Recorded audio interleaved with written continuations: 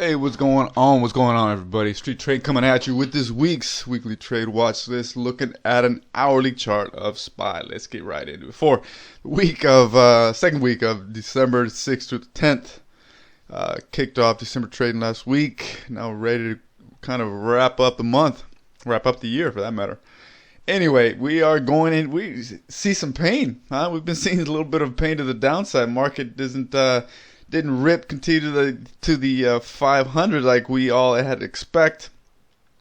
At this rate, the way we're looking at it right now, may just not make it. Thought we were going to get a little closer to that level before the street started to play these games, but the pain to the downside cracked a little earlier than expected. So we're down off of like 30, 40 points off of highs, whatever it is, and whatever the headlines, the what's going on, what's being printed, the blame is to the fund managers and investors and retail. Everybody's jumping ship.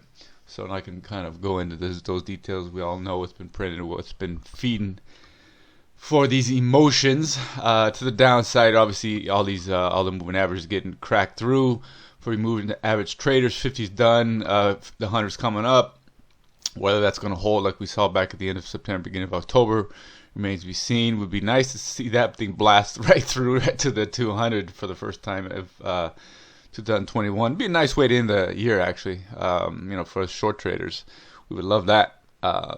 So fear and greed, guys. You know what it's all about. So we're not gonna go too much into our analysis for the week ahead. We did that for our recap on our the recap video we put up. If you haven't had a look, go check that out. Otherwise, and then come back here. Otherwise, let's get into what we're looking at for this week.